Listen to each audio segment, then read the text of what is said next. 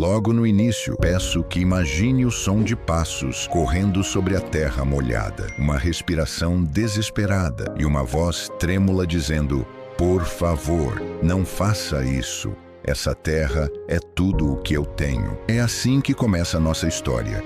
Dona Marília, uma senhora de 62 anos, mãos calejadas e olhar cansado, estava ajoelhada diante do fazendeiro mais poderoso da região, Augusto Braga, conhecido por todos como o Rei do Algodão. A fazenda dele cobria horizontes inteiros, um império de riqueza. Mas naquele dia, para ele, nada disso era suficiente. Ele queria justamente a pequena casa onde Dona Marília vivia há mais de 40 anos. Antes de entender por que ela estava ali, implorando, voltamos alguns dias no tempo. Dona Marília vivia na pequena casinha construída pelo marido, já falecido há 28 anos. A casa era simples, de madeira, mas carregada de memórias. Ela trabalhava de sol a sol na fazenda, cuidava dos bezerros, ordenhava as vacas, limpava os galpões, fazia o que muitos dos empregados mais novos não aguentavam fazer. E mesmo assim, nunca reclamava. Era conhecida como a mãe da fazenda. Mas nos últimos meses, o fazendeiro Augusto tinha um novo plano: expandir um enorme galpão de máquinas. Para isso, precisava derrubar a casinha de Dona Marília. O capataz avisou em tom frio que ela teria de sair. Ela acreditou que era apenas um mal-entendido. Afinal, trabalhava ali desde que era menina. Achou que o patrão jamais faria aquilo. Mas fez. Agora voltamos ao presente, onde ela está ajoelhada sob o sol quente, tentando convencer o fazendeiro a deixá-la ficar. Seus olhos marejados, não como quem sente pena de si mesma, mas como quem está perdendo um pedaço da própria alma. Por favor, seu Augusto, eu não tenho para onde ir. Meu marido construiu essa casa com as próprias mãos. Eu ajudei essa fazenda a crescer. O senhor sabe disso. Augusto, de chapéu impecável e botas limpas demais para alguém do campo, desvia o olhar como se aquilo o incomodasse. Negócios são negócios, Marília. Eu preciso da terra. Não leve para o lado pessoal. A frase que destrói vidas. Ela cala, tentando entender como alguém pode ser tão frio. O capataz chega sem emoção nenhuma. Seu Augusto, os homens estão esperando para começar a derrubada. O coração dela dispara. Dona Marília levanta rápido, quase tropeçando nas próprias pernas. Derrubada? Não, não agora, por favor, me dê um tempo. Eu arrumo minhas coisas. Eu ainda nem tirei as roupas do meu marido. O fazendeiro apenas faz um gesto com a mão. Frio, seco, final. O barulho das máquinas começa e aqui vem o momento que prende qualquer um pela emoção. Enquanto os tratores vão se aproximando da casinha, Dona Marília corre desesperada para dentro, agarrando uma velha caixa de madeira onde guardava cartas do marido, fotos amareladas e uma medalhinha que ele lhe deu no dia do casamento. A porta é arrancada antes que ela consiga segurar tudo. 2 homens a puxam para fora. Ela chora, não por medo, mas por impotência. E assim, diante de todos, a casa que guardava sua história vira pó. Depois disso, ela passa dias andando pela estrada de terra, com uma mala velha nas mãos.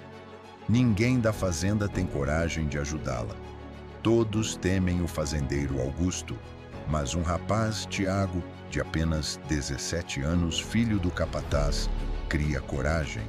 Ele encontra Dona Marília sentada à beira da estrada, sob a sombra de uma árvore seca. Dona Marília, a senhora não merece isso? A senhora foi como uma mãe para mim. Ela sorri, mas é um sorriso triste. Meu filho, quando a gente perde tudo, a primeira coisa que tenta salvar é a dignidade. Tiago decide levá-la escondido para a casa da avó, no povoado vizinho. Ali, ela passa algumas semanas se recuperando, mas nunca reclama de nada. Pelo contrário, começa a costurar, vender bolos, ajudar as vizinhas. A força dela impressiona, mas o destino ainda tinha algo reservado. Um dia, enquanto estava na feira vendendo pães de milho, um homem elegante, de terno simples, mas olhar atento, se aproxima. Ele pergunta seu nome, ela responde, ele sorri. Estava procurando justamente por ela. Ele se apresenta, Dr. Luiz Almeida. Dona Marília, seu marido comprou aquela casa e aquele terreno, décadas atrás, mas o documento nunca foi registrado corretamente. Acontece que encontrei os papéis originais no arquivo antigo do cartório. A senhora é a verdadeira dona daquela terra. O mundo dela para. Ele explica que uma falha administrativa deixou tudo como se pertencesse ao fazendeiro, e Augusto sabia que havia uma confusão, mas nunca procurou corrigir. E por lei, ela ainda tinha o direito sobre a propriedade. Tiago, que estava com ela, quase não acredita. Então, ele expulsou a senhora da sua própria terra? Sim, foi exatamente isso. Dias depois, a notícia se espalha pelo povoado e chega à fazenda. O fazendeiro Augusto tenta impedir o processo, mas é tarde demais. Testemunhas, papéis antigos e a própria história vivida por Marília provam tudo. A justiça decreta: a terra é dela, inteiramente. Tudo o que foi construído lá agora pertence à Dona Marília. E aqui chega o momento de maior impacto da história. Quando ela volta à fazenda, agora com autoridade legal, todos os funcionários a recebem como alguém que retorna ao lar. Mas ela não chega altiva, nem com desejo de vingança. Chega humilde, firme e com algo que ninguém esperava. Todos aguardam para ver como ela enfrentará o fazendeiro Augusto. Ele aparece, tentando manter a postura. Marília, nós podemos conversar, chegar a um acordo. Ela o encara nos olhos. Um olhar sereno, maduro, de quem sofreu, mas não se curvou. Seu Augusto, eu não quero sua fazenda. Eu quero apenas o que era meu, o que meu marido deixou para mim. Ele fica em silêncio, sentindo que perdeu algo maior do que terra. Respeito. E quanto ao Senhor, ela continua, o que o Senhor plantou aqui por tantos anos finalmente floresceu. Arrogância, ganância e medo. Mas o medo agora é seu. Aquela frase corta mais fundo do que qualquer processo judicial.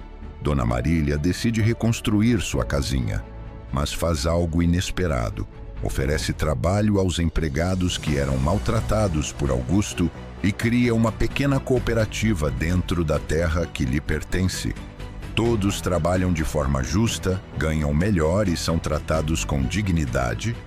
O fazendeiro Augusto, antes temido, agora se vê sozinho, com uma fazenda cada vez mais vazia.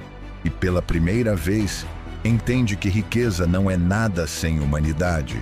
No final do vídeo, vemos Dona Marília, sentada em sua nova varanda, costurando e sorrindo para as crianças que correm no terreiro. Aquele sorriso que só quem venceu o impossível consegue dar.